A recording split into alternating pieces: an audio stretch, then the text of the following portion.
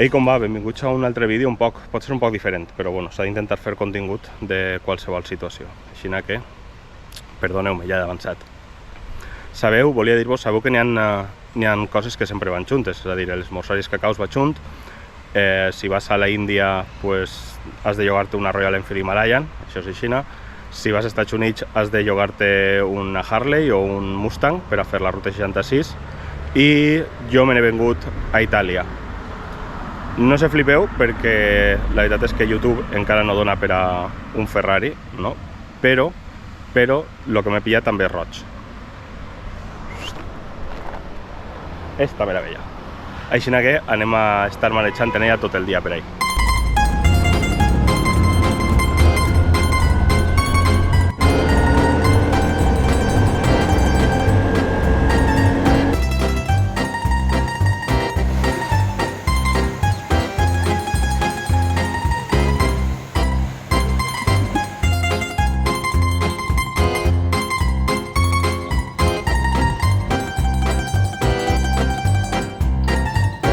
Una llàstima.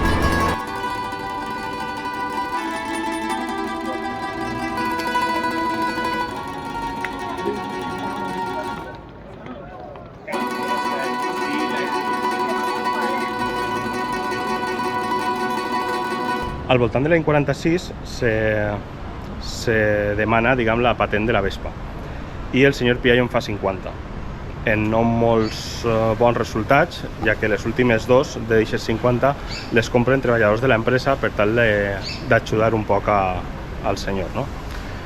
Què passa? A partir d'ahí ja sabem tot el que va passar. La Vespa va tindre gran èxit i va arribar a vendre més de 10 milions, si no recorde mal, però ja per als anys 80 o així. Després, el senyor Piaggio ho va intentar en dos coses més.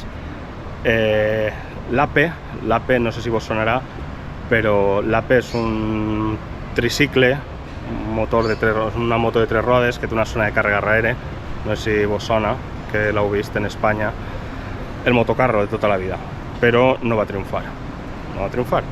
I després va fer també un cotxe xicotet, un 400 de dia, per a competir en el que era el Fiat 500 de l'època, però també a l'hoyo.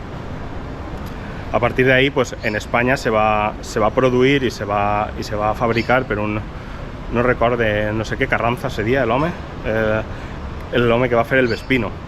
El Vespino tots recordarem l'ALX, l'NLX, l'F9, l'F18, tots estos, però bueno, a l'última època, ja cap a l'any 2000, si no recorde mal, es van produir els últims Vespinos. Els últims Vespinos que es van produir eren de la modalitat dels que eren dedicats per a pizzeries, rotllo el Vespino del Telepizza que podeu haver vist alguna volta en qualsevol lloc, no? De fet, en un d'ells tinc el dubtós honor d'haver-me pegat una tonya. O sigui que, per cert, tot el rotllo este era per a ensenyar-vos un lloc que he trobat així en un pau de refiló i a veure si vos agrada.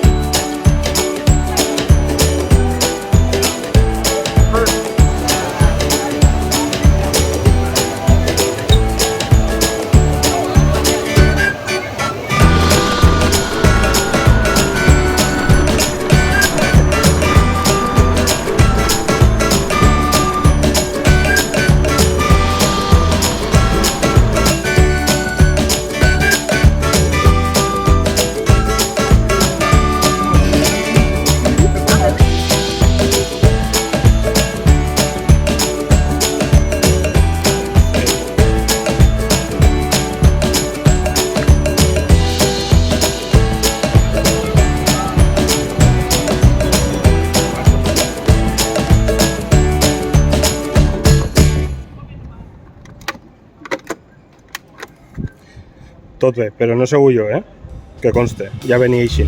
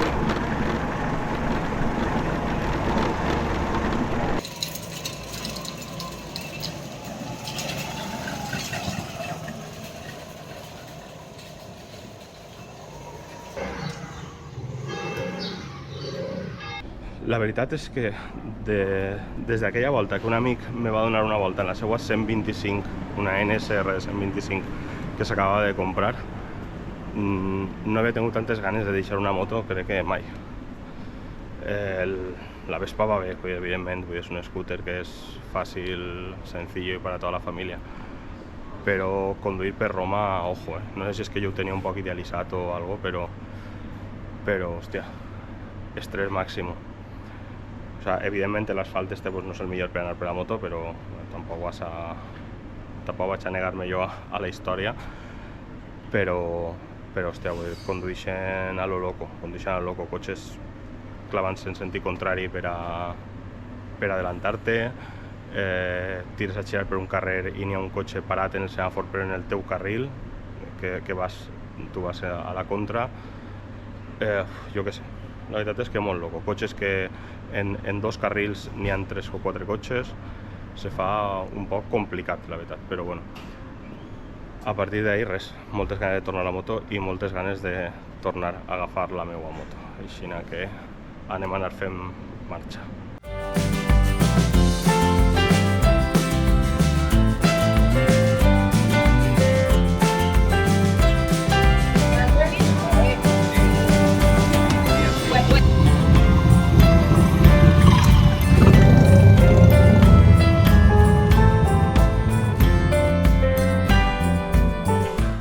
Anem a Harley com la que ha passat, per així és deixar-te el cul.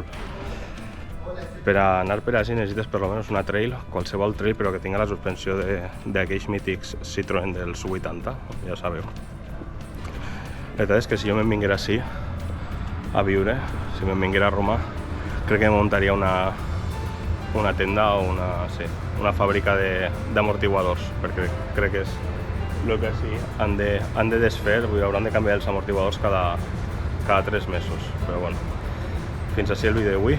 Espero que us hagi agradat el passeget, ha costat lo seu, però bueno, ens veiem en el pròxim vídeo en la motet.